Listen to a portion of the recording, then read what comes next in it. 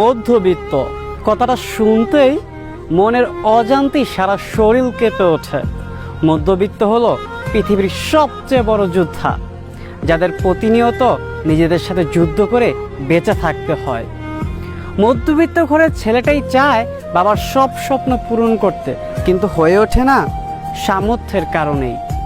মধ্যবিত্ত ঘরের বাবাটাও চায় ছেলের পছন্দের জিনিসটা কিনে দিতে, কিন্তু হয়ে ওঠে না ওই মধ্যবিত্ত নামক শব্দটার কারণেই। আসলে মধ্যবিত্তদের চাওয়া থাকে অনেক বেশি, কিন্তু পাওয়া হয় খুবই কম। মধ্যবিত্ত ঘরের ছেলেটা যখন টাকার সংকটে নিজের পছন্দের জিনিসটা কিনতে না পারে, তখন বুকের মধ্যে পাহাড় সমান দুঃখ নিয়েও ঠোঁটের কোণে মুচকি হাসে বলে, থাক, আমার এটা লাগবে না।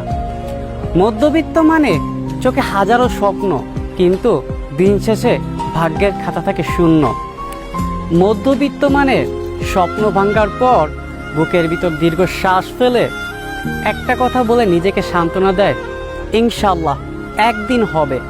মধ্যবিত্ত মানে টাকার অভাবে বন্ধুদের সাথে দামি রেস্টুরেন্টে যেতে না পারা। মধ্যবিত্ত মানে বড় কোনো স্বপ্ন দেখা বারণ। মধ্যবিত্ত মানে কাউকে ভালোবাসা বারণ। মধ্যবিত্ত মানে সারা মাস মানিব্যাগে চোখ রেখে চলা। মধ্যবিত্ত মানে 10 টাকার রাস্তা পায়ে হেঁটে চলা। আমি বড় যোদ্ধা, বুকের মাঝে হাজারো কষ্ট থাকলেও দিন শেষে সবার সাথে হেসে খেলে কথা বলি। এটার নামই মধ্যবিত্ত।